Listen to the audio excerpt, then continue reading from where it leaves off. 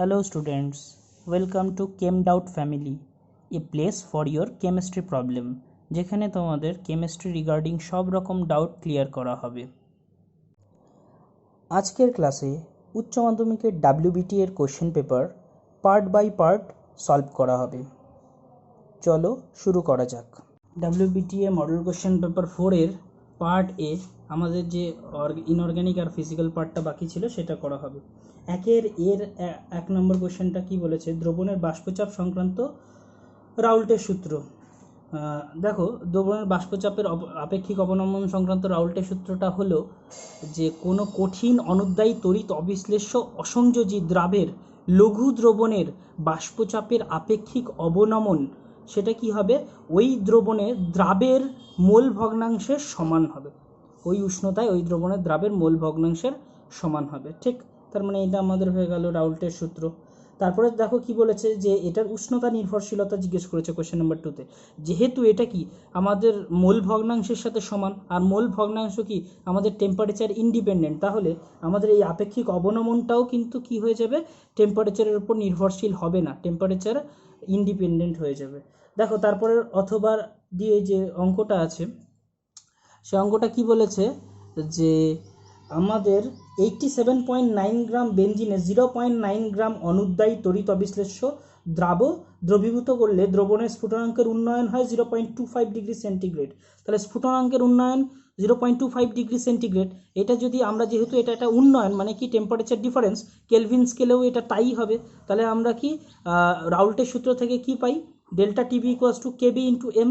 এবার দেখো আমরা ডেল্টা টিভির জায়গায় 0.25 লিখতে পারি, কেবির মান আমরা জানি না, মোলালিটি আমরা বের করছি। দেখো কি বলেছে, যে 87.9 গ্রাম বেনজিনে কতটা দ্রাব্য আছে, 0.9 গ্রাম, যার আবার আণবিক ভর তোমাকে বলে দিয়েছে 103। ঠিক, তাহলে ওর ওজনটাকে আণবিক ভর দিয়ে ভাগ করলে কি আমি ওর মোল পেয়ে যাব। আর আমাদের মোলালিটি কি, 1000 গ্রাম দ্রাবকে যত মোল দ্রাব দ্রবীভূত থাকে, তাহলে আমরা 87.9-এ এত মোল হয়, 1 গ্রামে কত, 1000 গ্রামে কত বের করে নিলাম, এটা আমার মোলালিটি হয়ে গেল। তাহলে এই এক্সপ্রেশনটাতে এম এর জায়গায় আমি এই পার্টটা বসিয়ে দিলাম। দেখো তোমার এই পুরো এক্সপ্রেশনটাতে শুধু কেবি আননোন, তাহলে কেবির মানটা তুমি বের করে নিলেই হয়ে যাবে। দেখো কত এসছে, 2.515 কেলভিন কেজি পার মোল। ক্লিয়ার? দেখো বি নম্বর কোশ্চেন কি বলেছে, দ্রাবক আকর্ষী আর দ্রাবক বিকর্ষী কলয়েডের পার্থক্য লিখতে বলেছে। দেখো দ্রাবক আকর্ষী কলয়েডটাকে খুব সহজেই কেবলমাত্র কি দ্রাব আর দ্রাবককে মানে যুক্ত করে ঝাঁকালেই দ্রাবক আকর্ষী কলয়েড প্রস্তুত হয়ে যায়।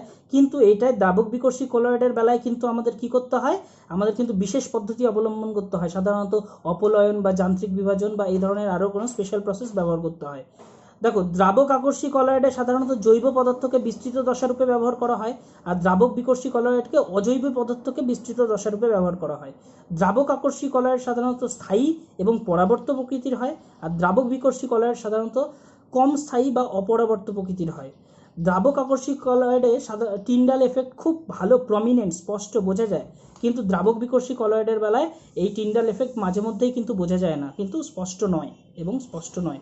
দেখো তারপরের একটা অঙ্ক দিয়েছে, 10⁻⁻4 গ্রাম জিলেটিনে উপস্থিত 100 ml গোল্ড সলে 1 ml 10% NaCl যোগ করলে উক্ত সলের তঞ্চন প্রতিহত হয়। এর স্বর্ণ সংখ্যা বের করতে বলেছে। তাহলে স্বর্ণ সংখ্যার ডেফিনেশনটা আমরা একবার বলি। স্বর্ণ সংখ্যা কি, 10 ml প্রমাণ গোল্ড সলে 1 ml 10% NaCl দ্রবণ যোগ করলে সাধারণত ওর যেটা তঞ্চন হয়, মানে যে বর্ণের পরিবর্তন হয়, সেটাকে প্রতিহত করার জন্য আমাদের মিনিমাম যত মিলিগ্রাম সংখ্যক সংরক্ষক কলয়েড দেওয়া হয়, সেই সংখ্যাটাকে ওই সংরক্ষক কলয়েডের কি বলা হয়, স্বর্ণ সংখ্যা বলা হয়। তাহলে আমাদের দেওয়া আছে 100 ml গোল্ড সলে, তাহলে এটা আমি বের করে নিই 10 ml গোল্ড সলে কত হবে। দেখো বেরিয়ে গেছে 10⁻⁻5 গ্রাম। এটা গ্রামে আছে, আমরা মিলিগ্রামে করবো, 10⁻², কী করলাম, 1000 দিয়ে ভাগ করলাম। এবার দেখো এটা কি লিখতে পারি, 0.01 মিলিগ্রাম। তার মানে আমাদের এই স্বর্ণ সংখ্যাটাই তো 0.01, আমাদের যেটা সংজ্ঞা ছিল সেটা থেকে তো তাই পাই। 10 ml গোল্ড সলে 1 ml 10% NaCl যোগ করে, এই 10% NaCl যোগ করার পরে যেই আমাদের যে তঞ্চনটা হবে সেটা প্রতিহত করার জন্য যত মিলিগ্রাম সংখ্যক আমাদের কলয়েডের দরকার, আমরা সেটা কি কত পেলাম, 0.01। তাহলে গোল্ড নাম্বার আমাদের এটা হয়ে গেল। এবার দেখো তারপরের প্রশ্নটা কি বলেছে, তোমাকে বলেছে যে NH3 থেকে BiH3 এর ক্ষারকীয় চরিত্র মানে ক্রমশ হ্রাস পায় কেন। NH3 থেকে BiH3 তে যত যাবে তত কি হবে, অ্যামোনিয়া থেকে বিসমুথাইনে যেতে যেতে তোমার কি হবে, নাইট্রোজেন থেকে বিসমুথের সাইজ কি হয়, বাড়ে। সাইজ বাড়ার ফলে কি হবে, দেখো সব এদের দুজনের উপরেই একটা করে লোন পেয়ার রয়েছে। এই লোন পেয়ারটা কি নাইট্রোজেনের থেকে বিসমুথে যেহেতু সাইজটা বড়, তাহলে কি হবে, ওই বেশি বড় সাইজের মধ্যে এটা ভালোভাবে ছড়িয়ে যেতে পারবে। তাহলে ওদের কি হবে, ইলেকট্রনের ডেন্সিটি কি হবে, কমে যাবে। আর ইলেকট্রনের ডেন্সিটি কমে গেলে ওদের কি ডোনেটিং এবিলিটিটাও কমে যাবে। Electron donating ability, that means Lewis বেসিসিটিটাও কিন্তু কমে যাবে। তারপরে দেখো কি বলেছে যে NH3 স্ফুটনাঙ্ক PH3 অপেক্ষা বেশি কেন।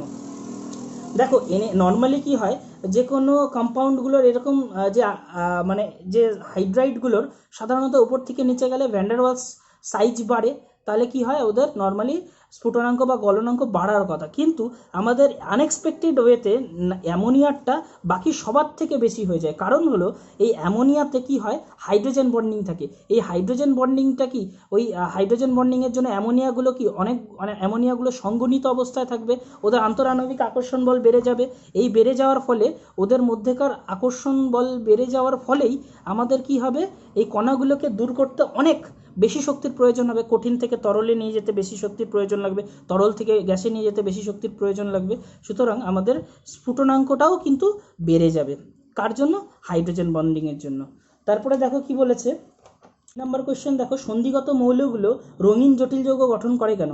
দেখো সন্ধিগত মৌলগুলো জটিল যৌগ গঠন করে কারণ কি, এটা আমরা আগেও পড়েছি। এর ছোট আকার, মানে উচ্চ ইলেকট্রন ডেন্সিটি, আর কি অযুগ্ম ইলেকট্রন সংখ্যা, মানে ডি কক্ষে অযুগ্ম ইলেকট্রন সংখ্যা থাকার জন্য এরা কি জটিল যৌগ গঠন করে। আর এই ডি কক্ষের এই যে অযুগ্ম ইলেকট্রন, এটার কি ডিডি স্থানান্তরকরণের জন্য আমরা কিন্তু এই জটিল বর্ণের কালারটা কি রঙিন দেখতে পাই, ঠিক। তারপরে দেখো কি বলেছে, 2 নাম্বার কোশ্চেন, ফ্রেঙ্কেল ত্রুটি কাকে বলে। দেখো ফ্রেঙ্কেল ত্রুটি সাধারণত কি আয়নীয় কেলাসে কি করে, সাধারণত কিছু সংখ্যক আয়ন, সাধারণত ক্যাটায়ন, নিজস্ব স্থান পরিত্যাগ করে কি কোনো আন্তঃস্থানিক অবস্থানে গিয়ে অবস্থান করে, ঠিক। তারপরে যে ত্রুটিটা সৃষ্টি হয় সেই ত্রুটিটার নাম হলো ফ্রেঙ্কেল ত্রুটি। এটি ঘনকাকার একক কোষে কণাগুলি দ্বারা অধিকৃত মোট আয়তন 5 × 10⁻23 সেন্টিমিটার কিউব, মোট আয়তন বলে দিয়েছে, ঠিক। আর কি বলেছে, ওর কিনারার দৈর্ঘ্য, দেখো বাহুর দৈর্ঘ্য, একক কোষের বাহুর দৈর্ঘ্য দিয়ে দিয়েছে এত ন্যানোমিটার। আমি দুটোকেই সেন্টিমিটারে নিয়ে গেলাম, দুটোকেই সেন্টিমিটারে নিয়ে গেলে দেখো ন্যানোমিটার থেকে সেন্টিমিটারে নিয়ে গেলাম, 10⁻⁷ হয়ে গেল, ঠিক। এবার দেখো আমরা জানি প্যাকিং দক্ষতা বা প্যাকিং ফ্র্যাকশন ইকুয়ালস টু কী হয়, কণা দ্বারা অধিকৃত মোট আয়তন ডিভাইডেড বাই একক কোষের আয়তন। মোট আয়তন আমাদের দিয়ে দিয়েছে, একক কোষের আয়তন আমরা বের করতে পারবো ঘনকাকার একক কোষ হলে, এটা কি A³ হয়ে যাবে। তাহলে দেখো আমাদের কি চলে আসলো, প্যাকিং দক্ষতা 0.74। 0.74 কোন ধরনের একক কোষের ক্ষেত্রে হয়, FCC ক্ষেত্রে কিন্তু 0.74 হয় প্যাকিং দক্ষতা, আমরা আগেও পড়েছি। দেখো তার মানে FCCর ক্ষেত্রে একক কোষে কণার সংখ্যা কত, একক কোষে কণার সংখ্যা হয়ে যাবে Z = 4, ক্লিয়ার। তারপরে দেখো কি বলেছে, অথবা কোয়েশ্চেনটা ক্রোমিয়ামের পারমাণবিক ভর দিয়ে দিয়েছে, বলেছে এটা দেহকেন্দ্রিক। তার মানে দেহকেন্দ্রিকের জন্য BCCর জন্য আমরা কি বলতে পারি, আমরা দেখি আরও কি ডেটা দিয়েছে। ওর বাহুর দৈর্ঘ্য দিয়ে দিয়েছে, আমাকে জিজ্ঞেস করেছে যে ওর ব্যাসার্ধ। দেখো বাহুর দৈর্ঘ্যের সাথে ব্যাসার্ধের যে সম্পর্কটা ছিল দেহকেন্দ্রিকের জন্য, A = 4R/√3। তাহলে R = আমি কি বলতে পারি, √3/4, ঠিক, √3/4A। এবার দেখো এর মানটা তোমায় দেওয়া আছে, তাহলে তুমি যেটা পেয়ে গেলে সেটা কি, আমার কণার ব্যাসার্ধ পেয়ে গেলে, সেটা ন্যানোমিটার পিকোমিটারে ছিল, আমাদের পিকোমিটারেই আমি করলাম। এবার দেখো আমাদের বলেছে যে ওর ধাতুর ঘনত্ব বের করতে হবে। ধাতুর ঘনত্ব ফর্মুলা কি, M × Z / NA³। এমটা কি আণবিক ভর বা পারমাণবিক ভর, যেটা দেওয়া আছে 52। জেডটা একক কোষে কণার সংখ্যা, জানি BCC। তাহলে BCC হলে আমার কণার সংখ্যা কত হয়ে যাবে, Z = 2। আর আমাদের কণার বাহুর দৈর্ঘ্য, সেটা মানে একক কোষের বাহুর দৈর্ঘ্য সেটা বলে দিয়েছি এত পিকোমিটার, এটাকে আমরা সেন্টিমিটারে নিয়ে গেলাম। তাহলে এই মানগুলো বসিয়ে দিলেই আমরা কিন্তু ধাতুর ঘনত্ব পেয়ে যাব। দেখো কত এসছে, গ্রাম/সেন্টিমিটার কিউবে 7.305, ঠিক। তারপরে দেখো কি বলেছে যে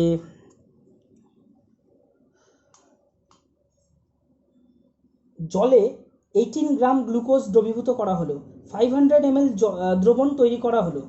তারপরে বলেছে 27 ডিগ্রি সেন্টিগ্রেড ওই গ্লুকোজের অভিস্রবণ চাপ বের করতে বলেছে। তার মানে T আমাকে বলেছে 27, তার মানে কি আমাদের 300 কেলভিন।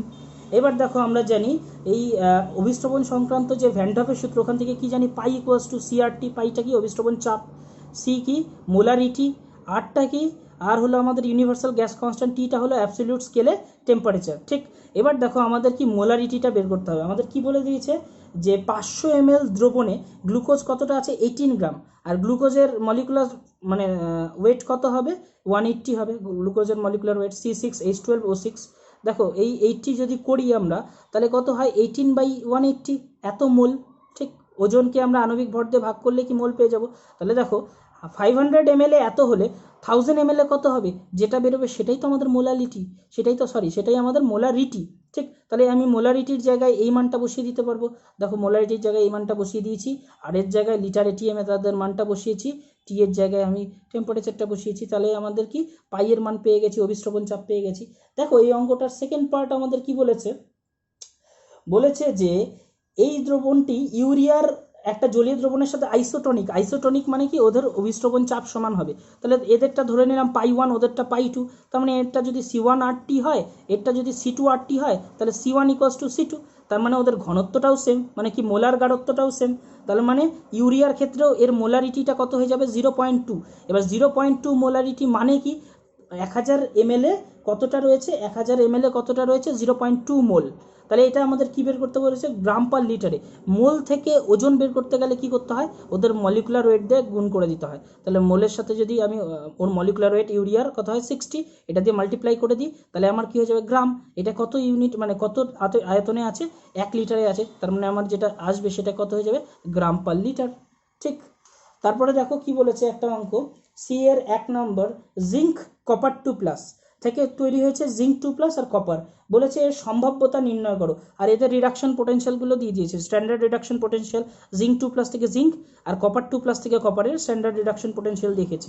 এবার তুমি আমাকে বলো এই সেলটাতে কোনটা আমাদের রিডিউস হয়েছে। দেখো কোনটা রিডিউস হয়েছে, কপার 2+টা কপারে রিডিউস হয়েছে, কপার 2+টা কপারে রিডিউস হয়েছে।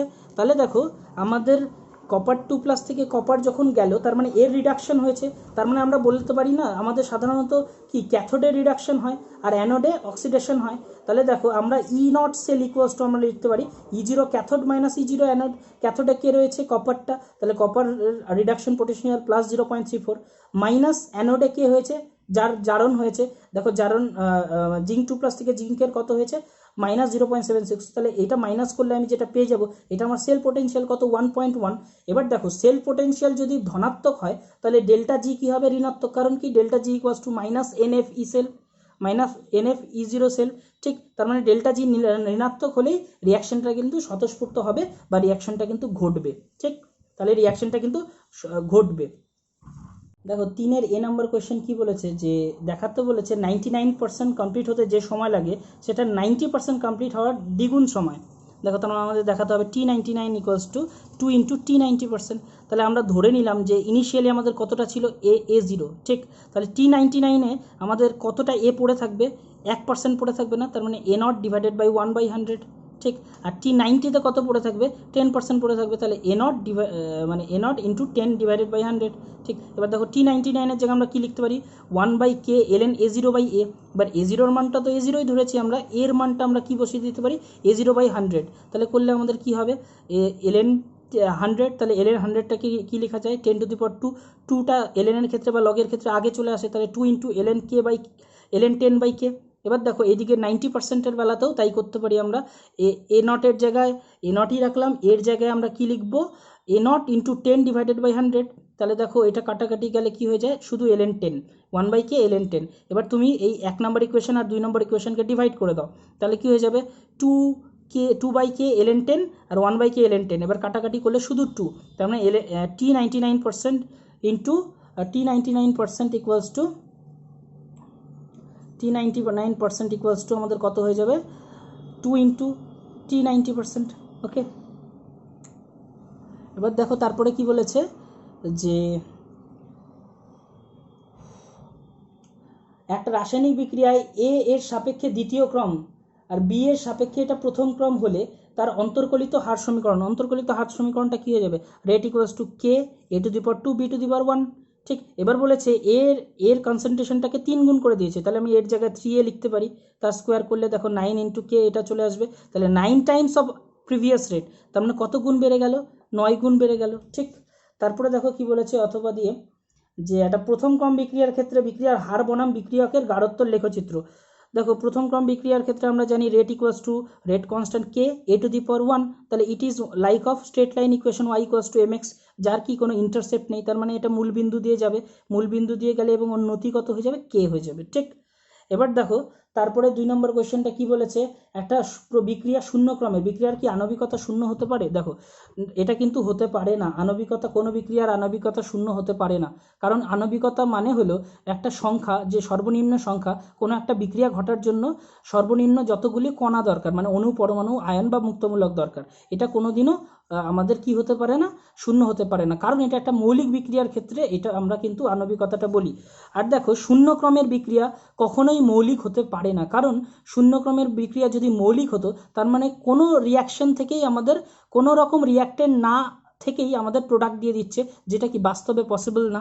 তাহলে কি হবে, শূন্য ক্রমের বিক্রিয়া মিনিমাম মাল্টি স্টেপ রিয়াকশন হবে, মিনিমাম 2 স্টেপ রিয়াকশন হবে। ঠিক, তাহলে শূন্য ক্রমের বিক্রিয়া যেহেতু আমাদের মৌলিক নয়, আর আমাদের আণবিকতার কনসেপ্টটাই আসে মৌলিক বিক্রিয়ার ক্ষেত্রে, সুতরাং শূন্য ক্রমের মানে আমাদের আণবিকতা কখনোই কিন্তু শূন্য হতে পারে না। দেখো 3 নম্বর প্রশ্নরা কি বলেছে, কোশ্চেন নম্বর 3, কে ইকুয়ালস টু 2.303, এটা by T ln a by a minus X, এটা প্রমাণ করতে বলেছে। তাহলে আমরা ধরে নিই এটা প্রথম ক্রমের বিক্রিয়া, এ থেকে বি তৈরি হয়েছে, তাহলে টি যখন টি ইকুয়ালস টু 0 তখন কি আমাদের ইনিশিয়ালি আমাদের এটা ছিল ধরো এ, এবার অ্যাট টি ইকুয়ালস টু টি আমাদের প্রোডাক্ট তৈরি হয়েছে এক্স, তাহলে রিয়াক্ট্যান্ট কতটা বাকি রয়েছে, এ মাইনাস এক্স, তাহলে আমরা রেট অফ রিয়াকশন লিখতে পারি D of A minus X by DT equals to K into A minus X. এবার দেখো ডি অফ এ, এটা তো একটা কনস্ট্যান্ট রাশি, যতটা ইনিশিয়াল কনসেন্ট্রেশন, এটা ডিফারেন্সিয়েশন কি 0 হয়ে যাবে, তাহলে কি শুধু পড়ে থাকবে ডিএক্স বাই ডিটি, মাইনাসে মাইনাসে প্লাস হয়ে যাবে, আর এদিকে কে ইন্টু এ মাইনাস এক্স। এবার দেখো এই ডিএক্স বাই ডিটি যে লিখেছি, এই ডিএক্স বাই ডিটিটাকে একটু রিঅ্যারেঞ্জ করি, এই এ মাইনাস এক্সটাকে নিচে নিয়ে আসি, তাহলে DX by A minus X equals to K DT. এবার দেখো এইটার থেকে আমরা কী করতে পারি, ইন্টিগ্রেশন করতে পারি, বোথ সাইডে ইন্টিগ্রেশন নিয়ে পাই। দেখো DX by A minus X integration করলে কত হয়, minus L N A minus X, ঠিক, equals to KT plus Z হয়ে গেল। এবার দেখো যেহেতু এটা ইনডিফিনিট ইন্টিগ্রাল, ওই জন্য আমাদের একটা ইন্টিগ্রাল কনস্ট্যান্ট এসছে। এবার কি আমরা বাউন্ডারি কন্ডিশন অ্যাড করি, দেখো at T equals to 0, x equals two 0, মানে কি আমাদের যখন বিক্রিয়াটা স্টার্টই হয়নি, প্রোডাক্ট তো তৈরিই হয়নি, তাহলে এক্স ইকুয়ালস টু 0, তার মানে আমাদের কী হয়ে যাবে, Z equals to minus L N এ। এবার দেখো এই মানটা তুমি এই ইকুয়েশনে পুট করে দাও, তাহলে কী হয়ে যাবে, minus L N A minus X equals to KT minus L N A. আবার এইটা এই পাশে নিয়ে আসো, তাহলে L N A minus X equals to KT, তাহলে এই এলএনের ক্ষেত্রে বা লগের ক্ষেত্রে মাইনাসটাকে আমরা ভাগ আকারে লিখতে পারি, A by A minus X equals to KT. দেখো তাহলে আমরা কি লিখতে পারি, আবার এলএনটাকে লগে কনভার্ট করতে গেলে কি আমার 2.303 দিয়ে গুণ করতে হয়, তাহলে দেখো কে আবার টিটাকে এই পাশে নিয়ে আসি, তাহলে কী হয়ে যাবে, K equals to 2.303 by T ln A by A minus X, proved. ঠিক, এটা বলেছে যে যদিও নাইট্রোজেন +5 জারণ অবস্থা দেখাতে পারে, তথাপি এ কিন্তু পেন্টাহ্যালাইড গঠন করতে পারে না, কারণ দেখো পেন্টাহ্যালাইড গঠন করতে গেলে ওটাকে কিন্তু সমযোজী বন্ধন করতে হবে, আর সমযোজী বন্ধনের জন্য আমাদের কি লাগবে, অযুগ্ম ইলেকট্রন লাগবে। নাইট্রোজেনের বাইরের কক্ষপথের ইলেকট্রনিক কনফিগারেশন কি 2s2 2p3। দেখো নাইট্রোজেনের কোনো এনার্জেটিক্যালি অ্যাক্সেসেবল ডি অরবিটাল না থাকায় ও 2s এর ইলেকট্রনটাকে কিন্তু কোথাও প্রমোট করতে পারে না, তাহলে ওটাকে ও আনপেয়ার্ড করতে পারবে না, তাহলে যদি আনপেয়ার্ড না করতে পারে ও কিন্তু আমাদের সমযোজী বন্ধন করতে পারবে না। এই কারণেই কিন্তু নাইট্রোজেন +5 জারণ অবস্থা দেখালেও আমাদের কি পেন্টাহ্যালাইড গঠন করতে পারে না। তারপরে দেখো কি বলেছে, সালফার ডাইঅক্সাইডের বিরঞ্জন খুব অস্থায়ী কিন্তু ক্লোরিনের বিরঞ্জন খুব স্থায়ী কেন। দেখো এটা আমরা অনেক দিনই পড়েছি, সালফার ডাইঅক্সাইডের বিরঞ্জনে কি হয়, সাধারণত বিজারণ বিক্রিয়া, সালফার ডাইঅক্সাইড জলের সাথে বিক্রিয়া করে জায়মান হাইড্রোজেন তৈরি করে, সেটা রঙিন যৌগের সাথে বিক্রিয়া করে বিরঞ্জিত পদার্থ তৈরি করে। আর অন্যদিকে ক্লোরিন কি করে, এই যে এটা জারণ ক্রিয়ার মাধ্যমে বিরঞ্জন করে, এর মধ্যে কি হয়, জায়মান অক্সিজেন তৈরি হয়, যেটা রঙিন পদার্থকে বিরঞ্জিত করে। দেখো প্রথম ক্ষেত্রে যেটা আমাদের বিরঞ্জিত পদার্থটা ছিল সেটা কি আমাদের বিজারণের ফলে তৈরি, তাহলে এই বিজারিত পদার্থটা আবার বায়ুমণ্ডলের অক্সিজেনের প্রভাবে জারিত হয়ে আবার পুনরায় তার পুনরবস্থায় রঙিন অবস্থায় ফিরে আসতে পারে, সুতরাং এই বিরঞ্জনটা কিন্তু অস্থায়ী প্রকৃতির হয়। ঠিক, তারপরে দেখো আমাদের তারপরের কোশ্চেনটা কি বলেছে, যে অক্সো অ্যাসিডসগুলো, ক্লোরিনের অক্সো অ্যাসিডসগুলোর জারণ ক্ষমতা জিজ্ঞেস করেছে। আমরা অ্যাসিডিক ক্যারেক্টার এবং জারণ ক্ষমতা দুটোই পড়ে রাখবো। দেখো দুটোই খুব ইম্পর্টেন্ট। দেখো যত আমরা বাম দিক থেকে ডান দিকে যাই তত দেখো কি হয়, তাদের কি জারণ সংখ্যা বাড়ে, ক্লোরিনের জারণ সংখ্যা বাড়ে। আর ক্লোরিনের যত জারণ সংখ্যা বাড়ে তত কি হয়, তাদের অ্যাসিডিক ক্যারেক্টার বাড়ে, কারণ ওদের যে কনজুগেট বেসগুলো বা অনুবন্ধী ক্ষারগুলো আছে সেটা তত বেশি স্টেবল হয়ে যায়। ঠিক, তার মানে এটা কনজুগেট বেসের স্টেবিলিটির অর্ডার, আর এটা তাদের মাদার অ্যাসিডের অ্যাসিডিটির অর্ডার। ঠিক, তারপরে দেখো বলেছে জারণ ক্ষমতা। দেখো জারণ ক্ষমতা যদি আমাদের জানতে হয় তাহলে আমাদের দেখতে হবে যে আমরা যত বাম দিক থেকে ডান দিকে যাচ্ছি তত কি হচ্ছে, তত আমাদের ক্লোরিনটা বেশি সংখ্যক অক্সিজেন দ্বারা পরিবেষ্টিত হচ্ছে। তার ফলে কি হয়ে যাবে, এই অক্সিজেনটা আরও কি, যে অন্য কোনো জারণযোগ্য যে বিকারকটা রয়েছে তাকে কি সহজে ক্লোরিনের কাছে আসতে দিচ্ছে না। তার মানে ক্লোরিনটাকে বিজারিত করতে পারবে না এবং ক্লোরিন ওই পদার্থটাকে জারিত করতে পারবে না। তাহলে কি হবে, ওদের জারক যে প্রবণতা বা জারণ যে ক্ষমতা সেটা কমে যাবে কি বাম দিক থেকে ডান দিকে গেলে। তার মানে সবচেয়ে বেশি জারণ ক্ষমতাযুক্ত অক্সো অ্যাসিডস কী হয়ে যাবে, HOCl বা HClO। ঠিক, তারপরে হয়ে যাবে HClO2, দেন HClO3, দেন HClO4। ঠিক, আমার এই ক্ষুদ্র প্রচেষ্টা তোমাদের ভালো লেগে থাকলে please like, share and comment করো। তোমাদের কোনো ক্লাস রিগার্ডিং ডাউট বা কোয়েশ্চেন পেপার রিগার্ডিং কোনো ডাউট থাকলেও কমেন্ট করতে পারো, আমি নেক্সট ভিডিওতে সেটি কভার করব।